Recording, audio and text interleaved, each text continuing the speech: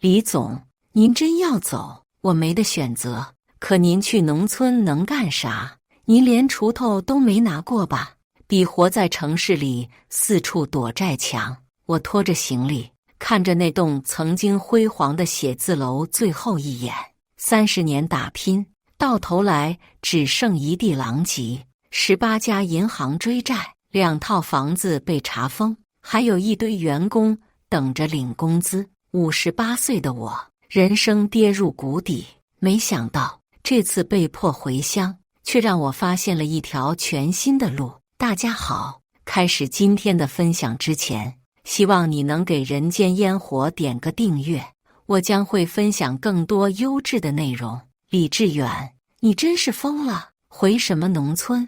你在城里混了30年，回去能干什么？妻子王芳一边收拾行李，一边数落我。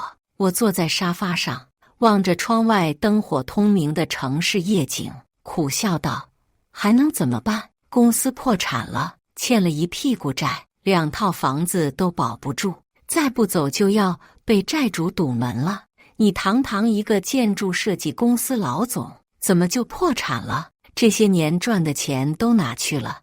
王芳的声音里满是不甘。我们这辈子就这么完了？回农村种地去，你连锄头都没拿过，知人知面不知心啊！我摇摇头。张伟那小子带走了3个核心客户，资金链一断，谁能想到？再说了，农村也没什么不好，总比在这被债主天天堵门强。爸，真的不能再想想办法吗？女儿李小梅推门而入，刚从国外留学回来不久，眼里还带着城市人特有的骄傲。我这边还有些积蓄，不用了，你自己留着用吧。我摆摆手，你妈和我已经决定了，回老家村子里看看，城里的房子卖了还债，剩下的钱足够我们在农村生活。可是您从来没提起过老家啊，我都不知道我有农村的亲戚。李小梅困惑地看着我，我沉默了一会儿，因为我以为我这辈子都不会回去了。那天晚上，我一夜无眠。30年前，我怀揣着梦想来到这座城市，从一个小小的绘图员做起，一步步创办了自己的建筑设计公司，年营收过亿，在行业内也算小有名气。谁能想到，转眼间一切归零，我即将以失败者的身份回到出发的地方。第2天清晨，我们带着简单的行李踏上了回乡的路。临出门前，公司的老会计刘姐突然来访，神色慌张地递给我一个信封。李总，这是我悄悄从财务室带出来的。她压低声音说，公司账目有问题，我觉得您应该看看。我接过信封，刚要打开，门外传来急促的敲门声。李志远，开门，我们要讨债。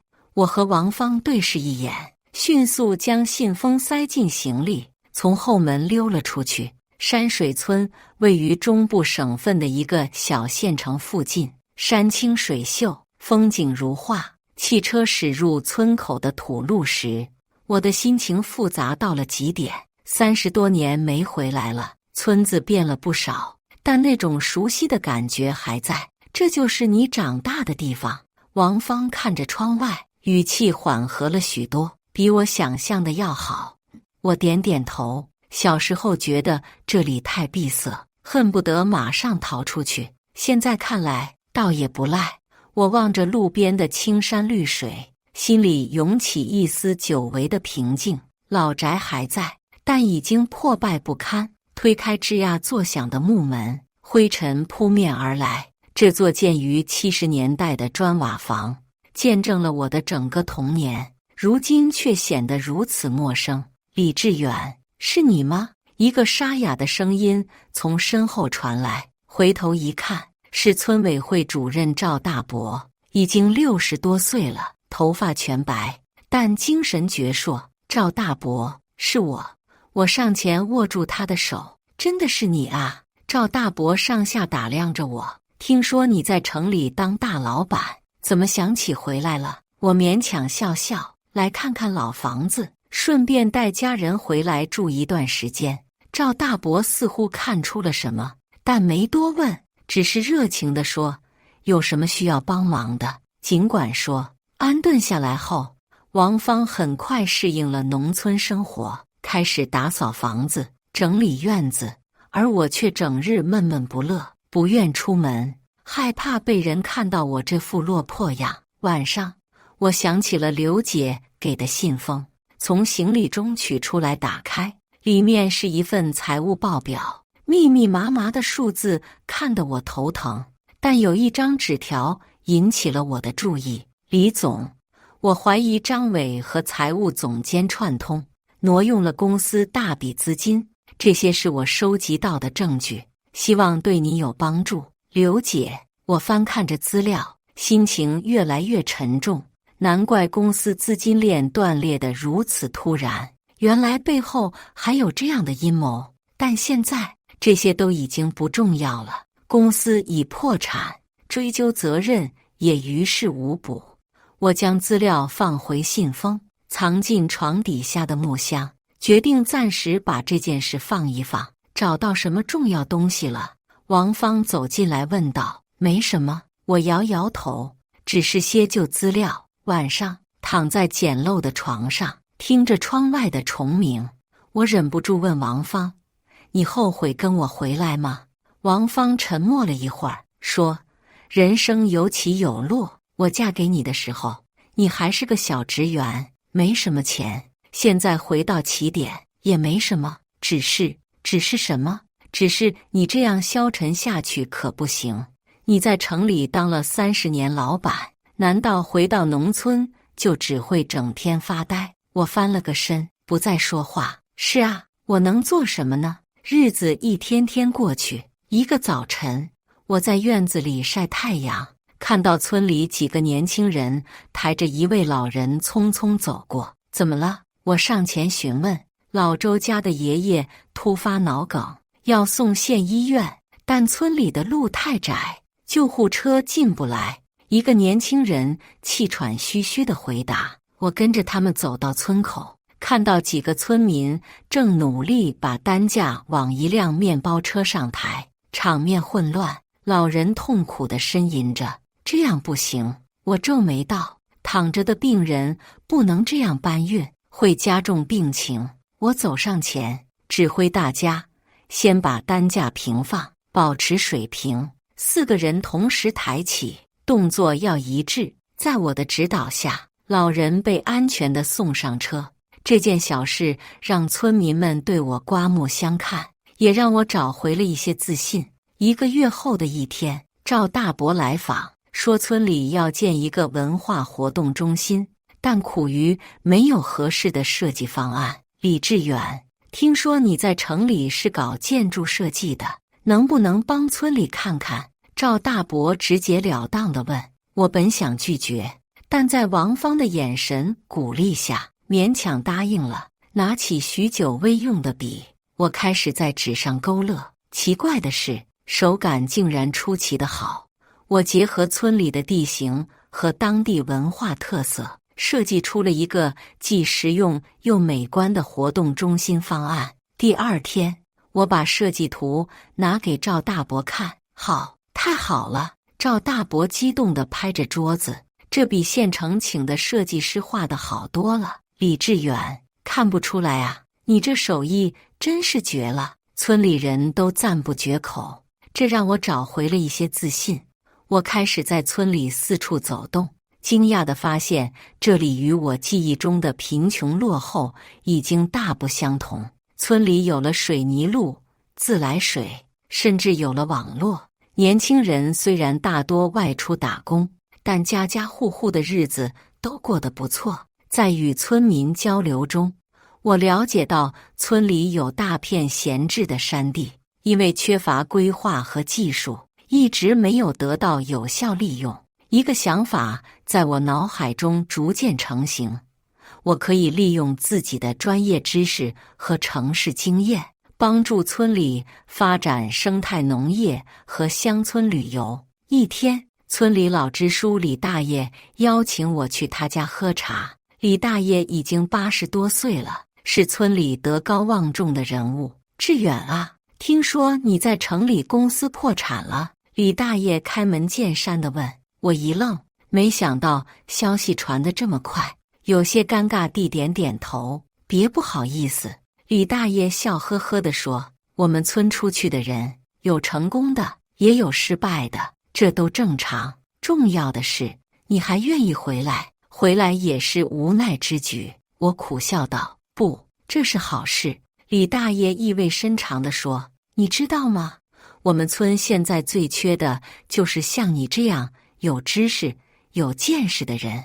年轻人都出去了，留下的不是老人，就是孩子。土地荒着，资源浪费着，可惜啊！李大爷的话让我陷入思考。晚上，我兴奋地向王芳分享了自己的想法。你认真的吗？王芳惊讶地看着我。这需要不少资金和人力，我们可以从小处着手，先做一个示范点。我眼中重新燃起了热情。这些年在城里积累的经验和知识，正好可以用在这里。王芳笑了，这才是我认识的李志远。第二天，我带着设计图纸找到赵大伯，详细讲解了我的想法。这个方案不错。赵大伯听完后点点头，但村里资金有限，能拿出来的地也就那几亩。没关系，先小规模试点。我胸有成竹地说，如果成功了，可以逐步扩大。赵大伯同意了，并帮我召集了几个年轻力壮的村民加入团队。接下来的日子，我全身心投入到了新项目中。利用专业知识，我设计了一套集水培、有机种植和观光于一体的农业系统。起初，村民们对这个城里来的点子持怀疑态度，但在我的耐心说服下，一些年轻人开始加入。李总，您真的觉得这个能行吗？村里的小伙子王强问我。种地不就是种地吗？弄那么复杂干啥？现在的消费者愿意为健康、有机、看得见生长过程的农产品付高价。我耐心解释，我们不只是种地，而是打造一个产业链。有一天，我正在给大家讲解现代农业技术，一位中年妇女突然闯了进来，指着我大声质问：李志远，你算什么东西？回来没几天就在这里指手画脚，教我们种地。你在城里当了几十年老板，什么时候种过田？现场一片寂静，所有人都看着我，等我如何回应。我深吸一口气，平静地说：刘婶，您说的对，我确实没有种过地，但我有管理经验和市场眼光，知道城里人喜欢什么样的农产品，愿意为什么样的产品付高价。我不是来教大家种地的，而是希望能和大家一起把村里的产品卖个好价钱。刘婶哼了一声，还想说什么？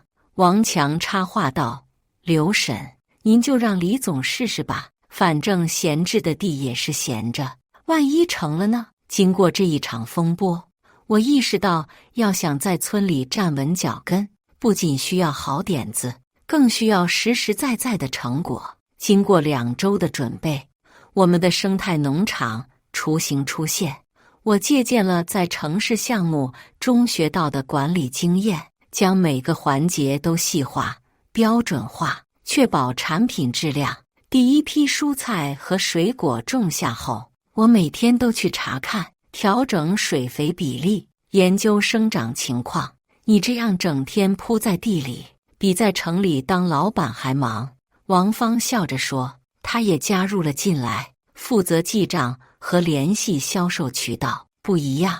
我擦擦额头的汗，在城里是为了赚钱，在这里是为了证明自己还有价值。1个月后，第一批蔬菜和水果成功收获，品质超出了所有人的预期。这菜真好吃。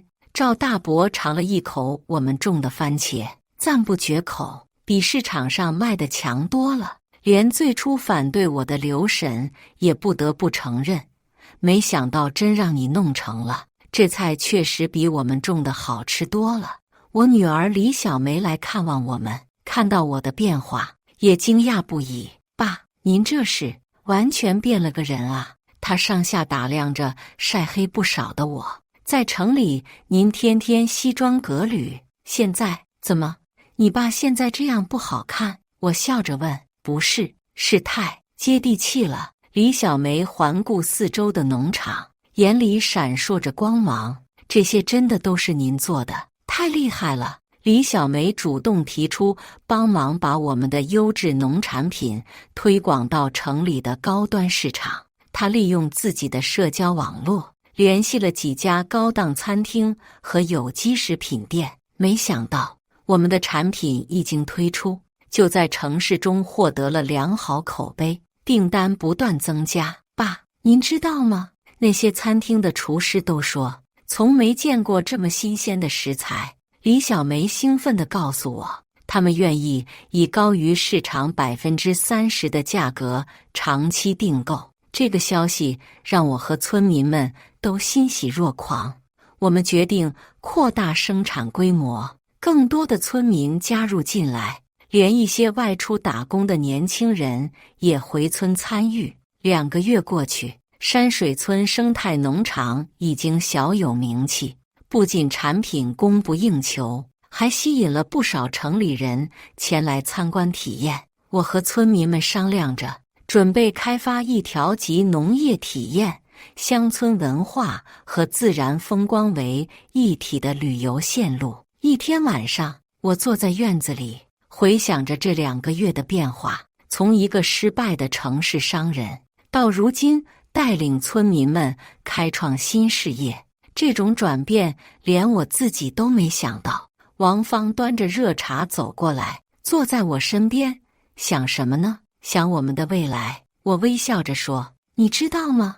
我在城里当了30年老板，从来没有像现在这样满足过。虽然挣的钱少了，但感觉是真正在做有意义的事情。你变了，王芳轻声说，变得更像当年那个充满热情的年轻人了。我们相视一笑，享受着这难得的宁静时刻。第2天，我正在地里检查作物生长情况，手机突然响了，是城里一个意外的号码，公司破产前的老客户张总。李总啊，听说你回农村了。张总的声音透过电话传来。是啊，回来休息一下。我没有透露太多。李总，我最近有个项目，正好需要你这样有经验的人。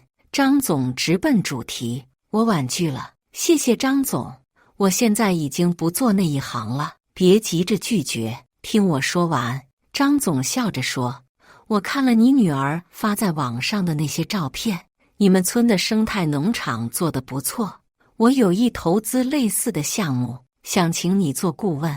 我愣住了，没想到自己在农村的尝试竟然引起了城里人的兴趣。在与张总深入交流后，我意识到这是一个难得的机会，不仅能为村里带来更多资源，还能重新证明自己的价值。张总，这个项目我很感兴趣。我认真地说，不过我有个条件，项目必须建在我们村，带动当地发展。没问题，张总爽快地答应了。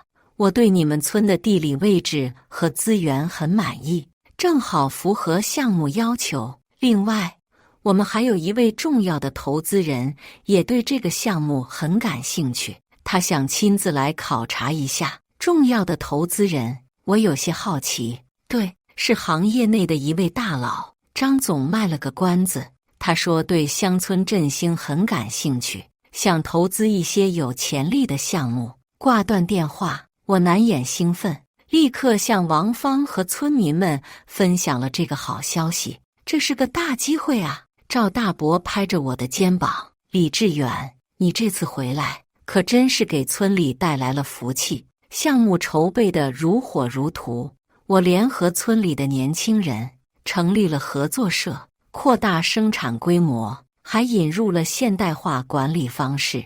我把在城市企业学到的管理经验用在了农村，效果出奇的好。李总，您是怎么想到这种管理模式的？村里的大学生刘毅好奇地问我。在企业管理上，城市和农村其实没太大区别。我笑着解释，都是要找到合适的人，做合适的事，建立有效的流程和激励机制。转眼间，我回到农村已经2个月了。山水村生态农场的规模进一步扩大，不仅种植了各类有机蔬果，还开发了农产品加工和销售环节，形成了完整的产业链。村民们的收入显著提高，干劲十足。我女儿李小梅也辞去了城里的工作，全职回到村里帮忙管理农场的市场营销工作。爸，我在城里那份工作虽然光鲜，但没什么成就感。李小梅对我说，看到您在这里创造的一切，我才明白什么是真正有意义的事业。我欣慰地笑了。这2个月，我感受到的不仅是事业的重生，更是一种精神上的涅槃。在城市，我是为了金钱和地位而奔波，而在这里，我是为了自己和村民们的梦想而努力。有一次，我偶然翻到床底下的木箱，看到了那个装有公司财务资料的信封。我犹豫了一下，最终决定把它锁进了抽屉。过去的事情已经过去，眼下还有更重要的事情要做。这天下午，我接到张总的电话，说他带着投资集团的人要来实地考察项目，其中有一位特别重要的投资人，如果他满意，将为我们带来巨额投资，帮助我们将生态农业模式推广到全国各地。这可是个大人物。张总在电话里强调，一定要做好接待准备。听完这个消息，我立刻召集村民们开会，布置接待工作。大家分工明确，有人负责场地整理，有人准备食材，有人排练文艺表演，整个村子都忙碌起来。李总，您说那个大投资人会喜欢我们的项目吗？王强有些紧张地问我。只要我们展示真实的成果，我相信他会看到价值的。我拍拍王强的肩膀，信心满满。考察日期定在周5、周4晚上，我几乎没睡，反复检查各项准备工作，确保万无一失。我突然想起了当初刘姐给我的那份财务资料，我从抽屉里取出来，再次翻看。如果那位投资人真的是行业内的大佬，会不会认识张伟？如果他们有联系，我该如何应对？带着这些疑问，我度过了一个不安的夜晚。周5一早，我换上了久违的衬衫和西裤，站在村口迎接贵客的到来。远处，一辆豪华商务车缓缓驶来，车门打开，一个熟悉的身影映入眼帘。正是我的前同事，曾经的下属张伟。3个月前，当公司宣布破产时，正是张伟第一个跳槽离开，还带走了几个重要客户。李总，张伟难以置信地看着眼前的一切。真的是您？我平静地点点头，内心却翻江倒海。当初公司破产，张伟不仅没有伸出援手，还落井下石。如今，我们以这种方式重逢，命运何其讽刺！欢迎来到山水村。我伸出手，声音平静的出奇，请跟我来参观吧。张伟跟在我身后，眼神中充满困惑。他不明白，当初灰溜溜离开城市的我，为何现在看起来如此从容自信？这个破败的小山村究竟有什么秘密？我带领参观团走向农场核心区域，向他们展示我们这2个月的成果。当张伟看到那片郁郁葱葱的生态农场，看到村民们自信的笑容和我手中厚厚的项目企划书时，他的表情逐渐从困惑转为震惊。最后竟带着一丝敬佩。这些都是您一手创建的。张伟的声音微微颤抖，眼神里满是不可思议。是的，我平静地回答，心里却翻涌着复杂情绪。张伟的表情从震惊变成了复杂的尴尬，他站在那里，一时不知如何是好。我能看出他的内心斗争。这个曾经抛弃公司、带走客户的下属，如今以投资方代表的身份站在我面前，而我却在农村创造了意想不到的成就。李总，好久不见。张总走过来，热情地和我握手，缓解了尴尬的气氛。没想到您真把这里打造得这么好，比照片上看起来还要棒。谢谢张总的信任。我微笑着说，欢迎各位来我们山水村参观考察。我们先去农场核心区看看吧。一行人跟着我穿过村道，向生态农场走去。张伟一直走在队伍最后，似乎在刻意保持距离。李总，您这2个月就做出这样的成绩，实在令人佩服。投资集团的负责人李董边走边赞叹。我们考察过很多类似项目，但像您这样短时间内就建立起完整产业链的，还是第一次见。我谦虚地笑了笑，多亏了村民们的支持和配合，这片土地有着得天独厚的优势，只是以前缺乏合适的开发方式。到了农场核心区，我详细介绍了我们的种植理念和技术创新，从有机肥料的配比，到灌溉系统的设计，再到病虫害的生物防治，每一项都融入了我在城市积累的专业知识和管理经验。这个灌溉系统设计得很巧妙，李董仔细观察后评价道，既节约水资源，又能保证作物均匀吸收养分。这是我借鉴了建筑设计中的水循环原理。我解释道，在农业上同样适用。参观过程中，张伟始终沉默寡言，但我能感觉到他的目光一直在打量着四周，眼神中的惊讶和复杂情绪越来越明显。中午，我们在村里的农家乐用餐，饭桌上，村民们端上了用自家农场产品制作的各色菜肴，新鲜可口，赢得了客人们的一致好评。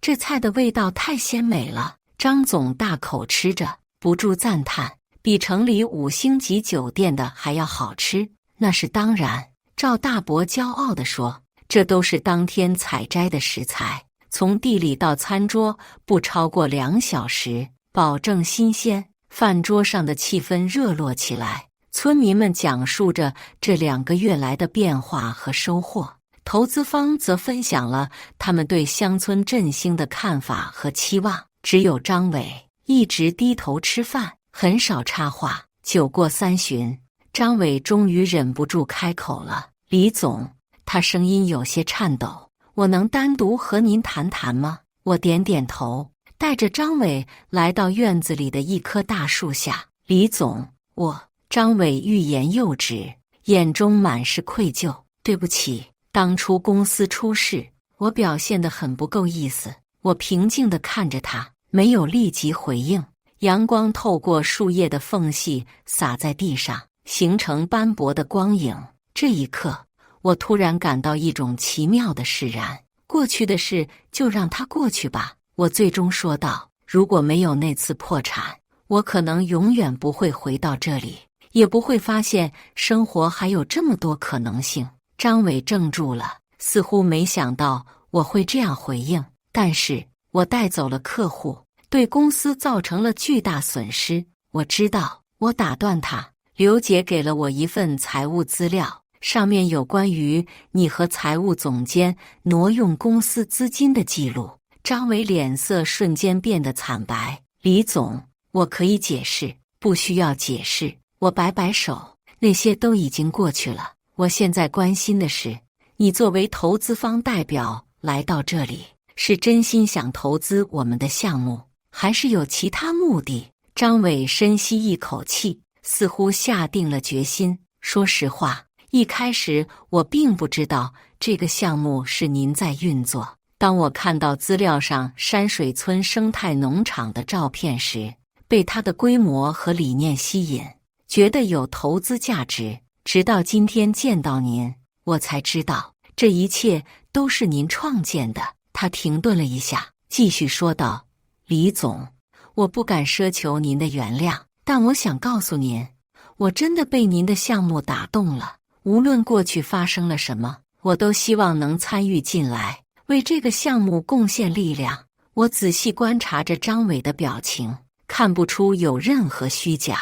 我相信每个人都有改变的机会。我最终说道：如果你是真心实意想投资，我欢迎你加入，但前提是项目必须以村民利益为先。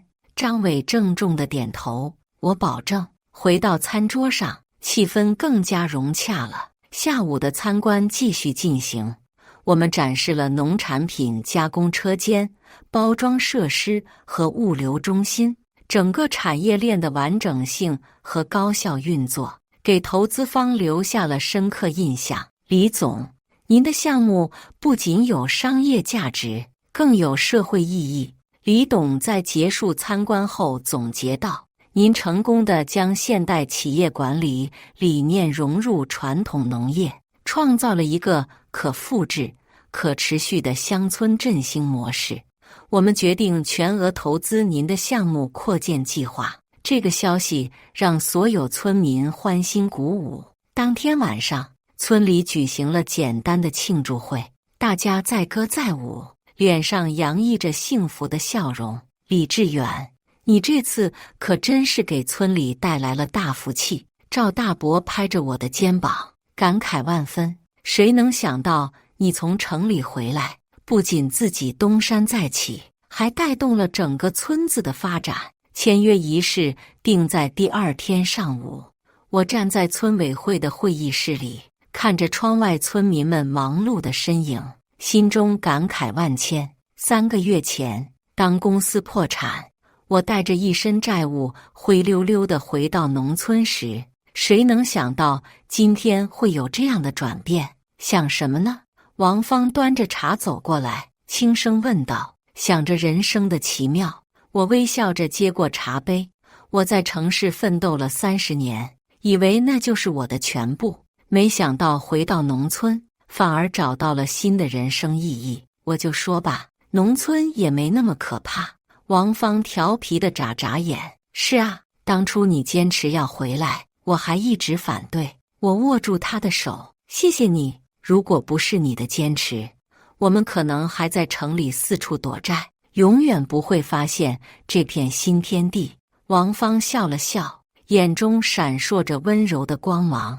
签约仪式简单而隆重，投资方承诺投入5000万元，用于扩大生态农场规模，建设加工厂和体验中心，打造一个集生产、加工、销售、旅游于一体的现代农业综合体。这个项目的成功要归功于李总的远见卓识和勇于创新的精神。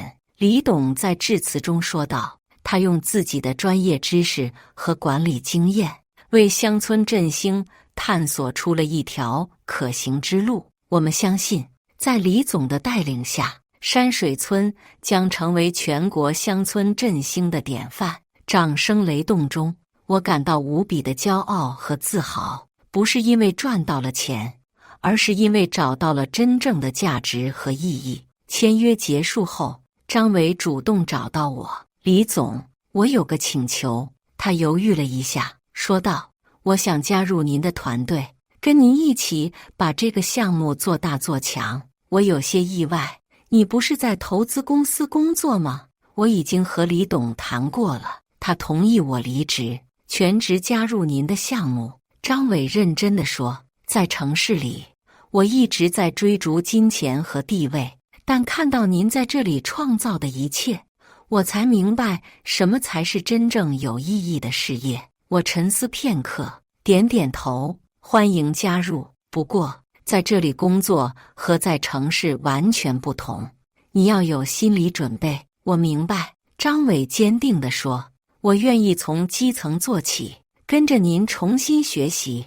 看着张伟诚恳的眼神，我想起了当年刚进入社会的自己，那种对未来的期待和对成功的渴望。或许每个人都值得一个重新开始的机会。1年后，在我们的共同努力下，山水村发生了翻天覆地的变化，生态农场的规模扩大了10倍，不仅种植有机蔬果，还引进了特色农作物和观赏植物。现代化的加工厂和冷链物流中心建成投产，产品远销全国各地，甚至出口到国外。乡村旅游也蓬勃发展，每年吸引数万游客前来体验农耕文化和田园生活。村民们的收入显著提高，生活水平大幅改善，年轻人不再一味往城里跑，而是选择回乡创业，为家乡建设贡献力量。山水村也因此成为远近闻名的乡村振兴示范点，经常有各地考察团来参观学习。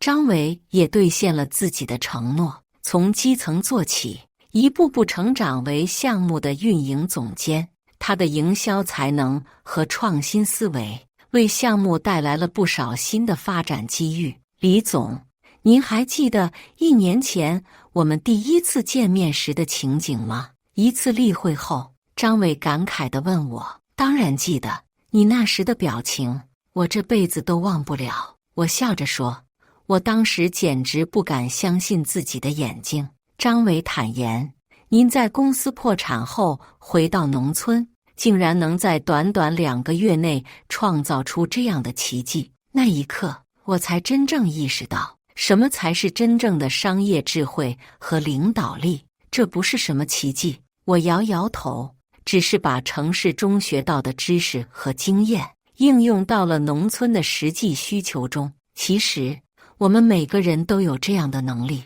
关键是要找到适合自己的舞台。张伟若有所思地点点头。有一天，我在农场巡视时，遇到了一群来参观的企业家，其中一位中年男子看到我，惊讶地喊道：“李志远，真的是你！”我仔细一看，原来是多年前的老同学王明，如今已经是一家上市公司的董事长。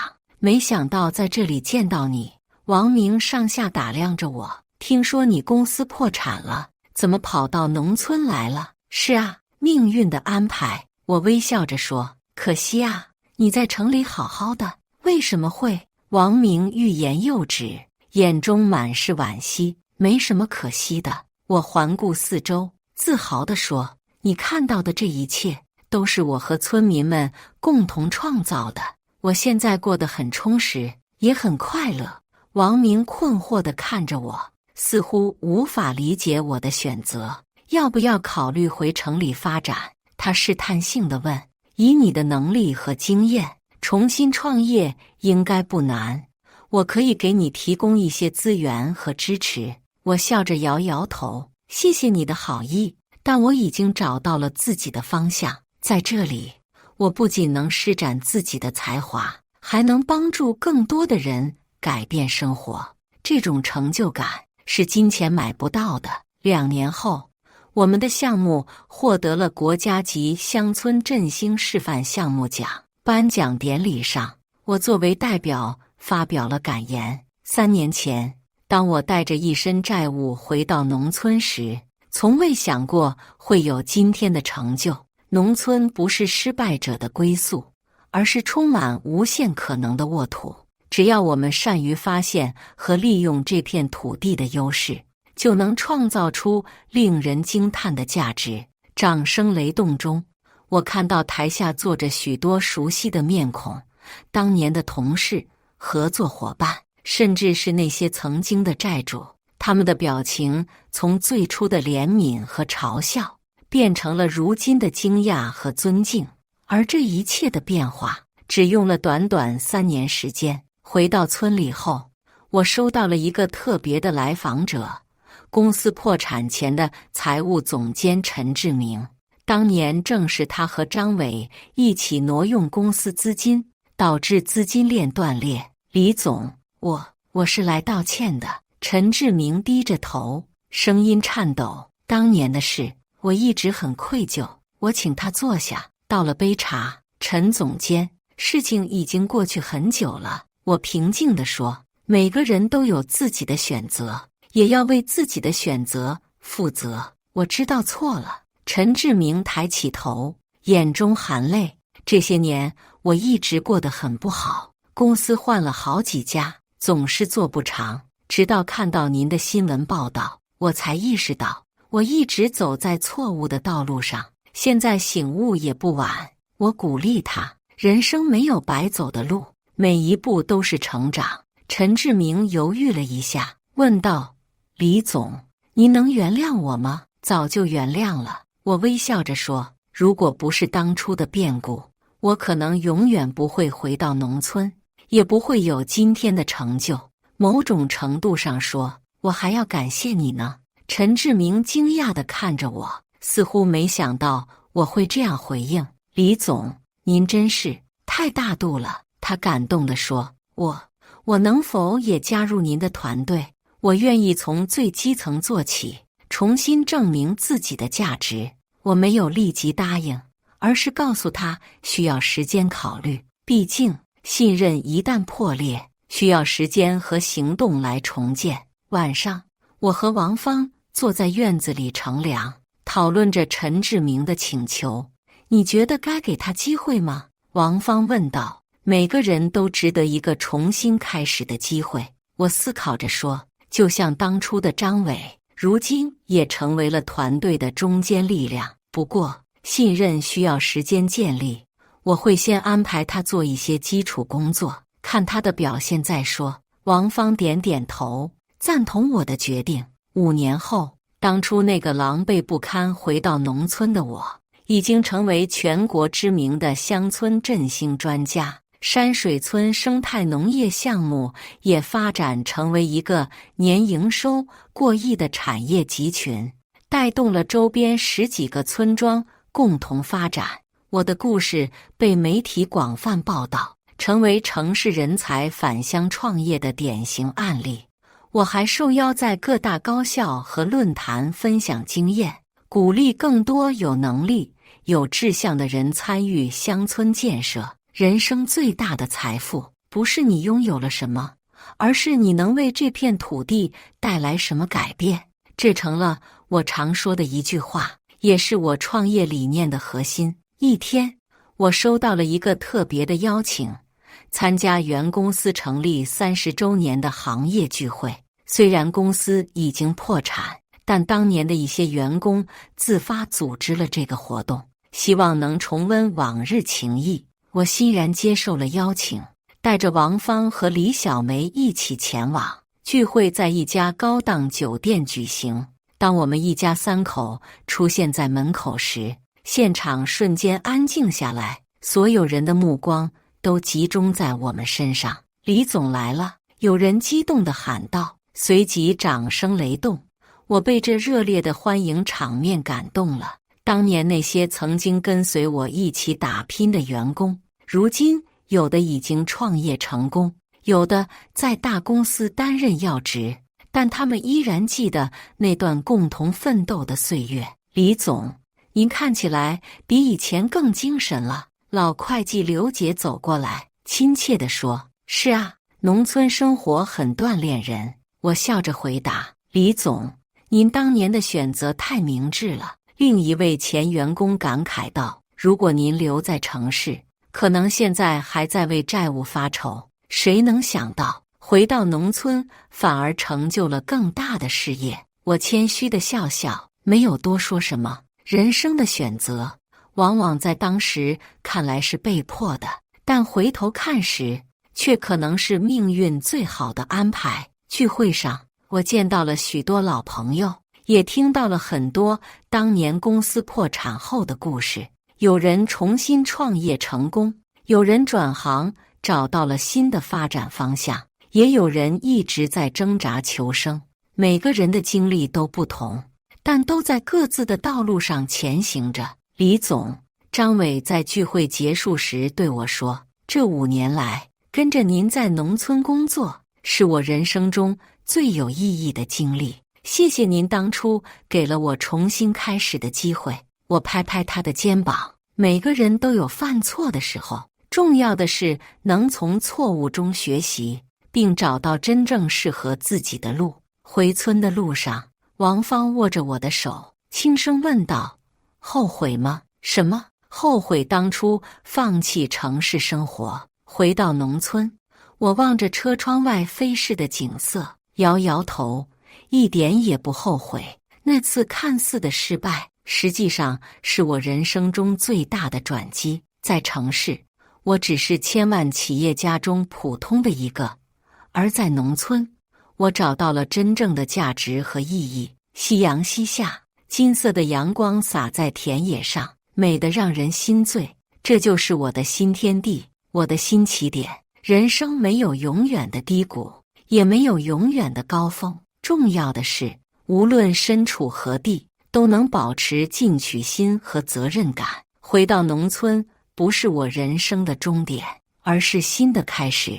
当年那些嘲笑我、看不起我的人，如今都不得不对我刮目相看。不是因为我有多么富有，而是因为我找到了真正的成功，能够用自己的知识和经验改变一片土地和生活在这片土地上的人们。这就是我58岁回到农村后发现的人生新价值。